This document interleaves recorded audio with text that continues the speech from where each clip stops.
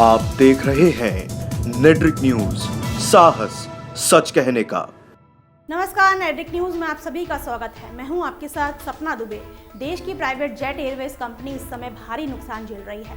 Jet Airways की हालत इतनी खराब है कि वो पट्टे पर लिए गए विमानों का किराया भी चुका नहीं पा रही है, जिसकी वजह से कंपनी के लगभग 25 विमान खड़े करने पड़े हैं। जेट एयरवेज के नुकसान में जाने के बाद बैंक उसकी मदद के लिए आगे आ रहे हैं। ऐसे में देश के न जाने कितने बैंकों का हजारों करोड़ों रुपए लेकर विदेश फरार होने वाला भगोड़ा विजय माल्या ने अब गंभीर वित्तीय संकट से जूझ रही प्राइवेट जेट एयरवेज कंपनी को बचाने के लिए देश के सामने एक ऑफर रखा है, जो खुद देश के बैंकों का पैसा लेकर चोरी छुपे विदेश में छुपा बैठा है।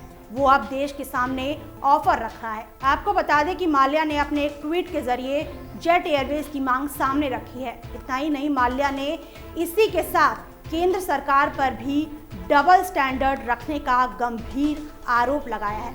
माल्या ने अपने ट्वीट में लिखा है कि मैं फिर से कहता हूं कि कर्नाटक हाईकोर्ट के सामने मैंने अपनी संपत्ति रख दी है, जिससे PSU बैंक और बाकी सभी लोनदारों का कर्ज चुकाया जा सके। फिर बैंक मेरा पैसा क्यों नहीं ले रहे हैं, और ये उन्हें जेट एयरवेज को इस वित्तीय संकट से निकालने में मदद करेगा और कुछ नहीं। देश से फरार हो चुका माल्या इन दिनों लंदन में प्रत्यर्पण का सामना कर रहा है, जिसके चलते उसने देश की मोदी सरकार पर भी दोहरे रवैये रखने को लेकर निशाना साधा है।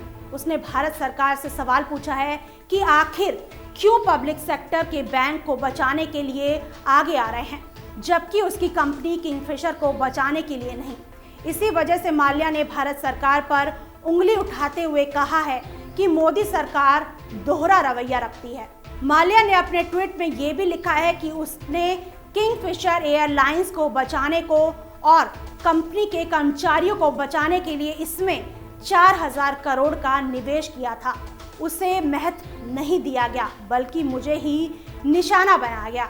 ये वही बैंक है जिन्होंने देश की सबसे शानदार एयरलाइंस कंपनी को डूब जाने दिया और उसके कर्मचारी को बेरोजगार कर दिया। ये एनडीए के राज में हो रहे दोहरे रवैया का ही कमाल है। गौरतलब है कि गंभीर वित्तीय संकट में डूब जाने के बाद प्राइवेट कंपनी जेट एयरवेज को बचाने के लिए बैंकों द्वारा चलाई गई मुहिम के चलते कंपनी के चेयरमैन नरेश गोयल ने अपना इस्तीफा दे दिया, जिसके बाद ही भारतीय स्टेट बैंक की अगुवाई वाले बैंकों ने जेट एयरवेज में निवेश करने का ऐलान कर दिया।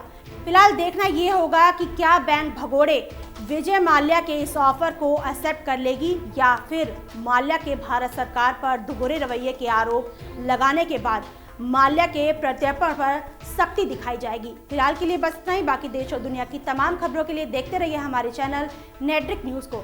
खबरों की ताज़ा अपडेट के लिए हमारे चैनल नेट्रिक न्यूज को सब्सक्राइब करना ना भूलें। हमारे साथ जुड़े रहने के लिए हमारे YouTube चैनल को सब्सक्राइब करें, साथ ही बेल आइकन को दबाएं। नेट्रिक न्यूज की खबरें सबसे पहले देखने के लिए।